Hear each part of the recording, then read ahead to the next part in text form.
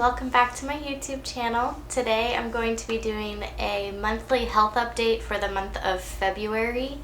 I would love to do these probably once a month if I'm able to get around to it, and really just update you on a few different aspects of my health over the course of the past month, and sort of use it as a diary for myself as well to figure out what may have worked and helped in different times and seasons, and what may actually be making some things worse. So let's jump right into it. The very first thing I want to talk about are my pain levels. I think I've mentioned this before, but I think with fibromyalgia and rheumatoid arthritis, both, pain is like the primary symptom.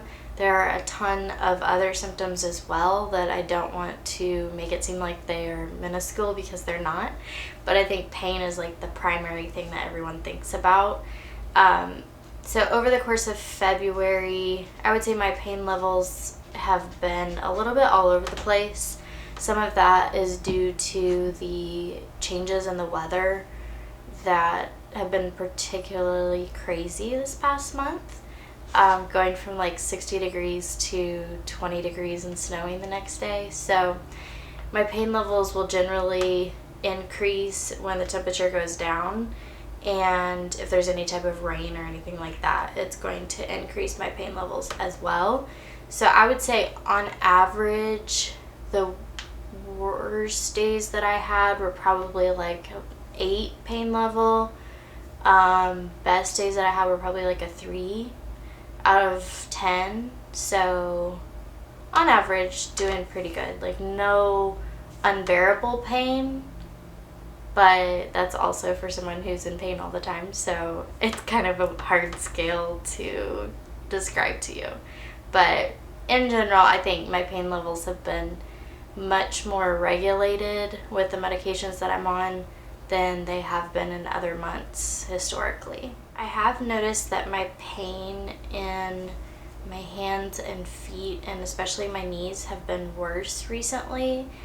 And I'm not really sure why. I think some of that may be because I'm lifting weights again, and it puts a little bit of extra stress on those particular joints, but I haven't gotten to the bottom of the reason why that they're hurting more so than usual. The next aspect I want to talk about is mobility. I would say in February, I have been more mobile than I've been in months for sure, probably since late 2019 or early 2020. So mobility has been a major plus. I can't complain at all. I'm just super grateful that I'm able to get around on my own, because even a few months ago that wasn't possible. So I am learning to just enjoy the journey with all the ups and the downs, and right now mobility is at a high, so I am thankful. One of the most impactful symptoms that I have on a daily basis has to do with my cognitive functions. So the ability to retain and recall information, to process information, all the fun things that your brain is designed to do. And I think over time, I've noticed my cognitive abilities slowly declining, and I think that's pretty standard for a lot of people with fibromyalgia in particular, so it's not necessarily uncommon. It is really frustrating because I feel like there's nothing I can do about it. I feel like I'm just like stuck in this body where my brain doesn't want to work, and some days are worse than others. A lot of times it will have to do with what my stress level is that day, or other outside forces that are kind of impacting me indirectly maybe. So there are a lot of inputs into the cognitive piece of my symptoms, and I'm still learning a lot about it. Honestly, I don't have all the answers when it comes to that part of it, but I do know that it's very highly correlated with stress levels, lack of sleep, and diet as well, which I'll get into a little bit with an update later in the video. My sensory system has been okay for the most part throughout February. There have been a few days where I'll notice a hypersensitivity to sound, especially, and it's also correlated with stress levels, lack of sleep, anything that kind of puts my body in a pressured state will cause any type of hypersensitivity across the senses.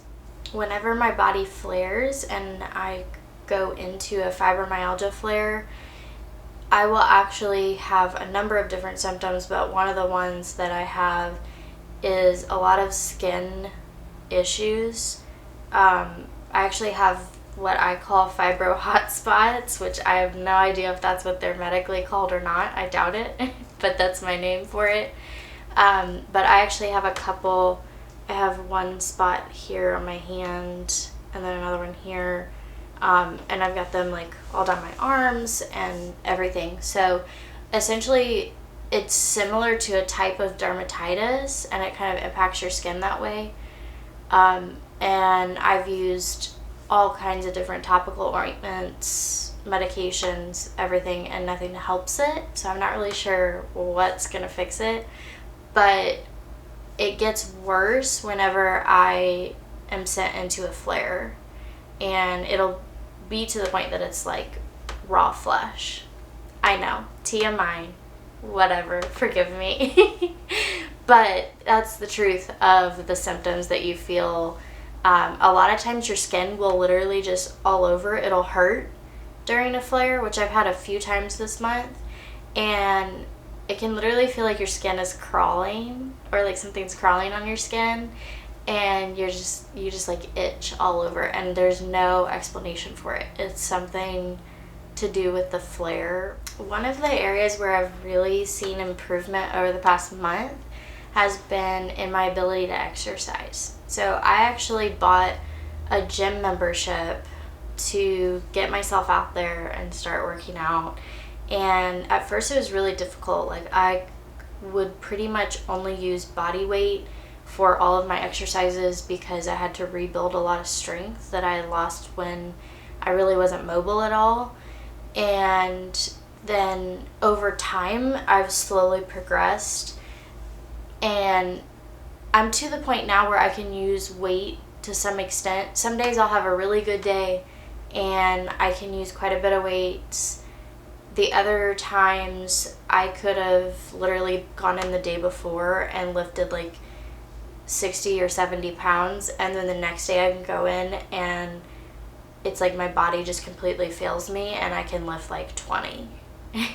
So I never really know where I'm gonna be on that spectrum, but I try to give myself grace to just be able to be active in any way that I can, because I've realized that even just getting out, going for a walk, walking across the room, if that's all you can do, do it, because it will help in the long run to stay as active as you possibly can. A few other areas where I've tried to build out some type of a maintenance plan has to do with my normal daily medications, trying to stay on top of taking those at the right times every day and making sure I'm consistent with it. And then I also take supplements every day. I take quite a few different supplements.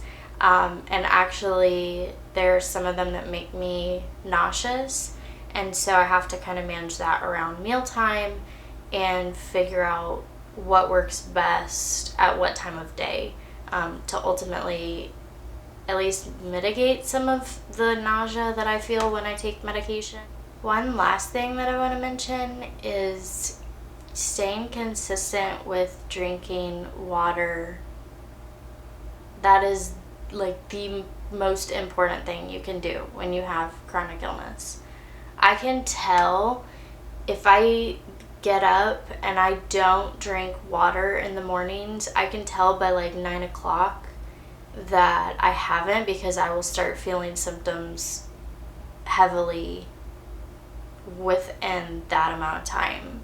And if I don't drink enough water throughout a day, I can tell immediately. Like, like clockwork. If you don't drink enough water, you're gonna feel even worse than you normally do, and no one wants that because your normal symptoms are plenty and you don't need to add anything else. One last thing that I want to include in this video just for fun is probably something I'll do every month when I go through these updates, but in some ways it's for awareness, but it's also to kind of laugh at yourself and ultimately be able to see that sometimes there's some humor in chronic illness as well.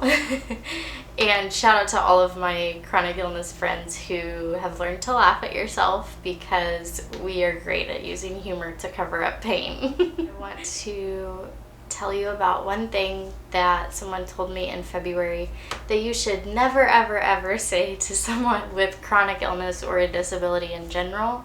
I was on a Zoom call after I had been kind of MIA for a couple days because I was in a flare, and someone on the call told me that I looked very put together and I looked like I felt well, and so their specific words were, well, I guess you're feeling good again because you look like everything's fine.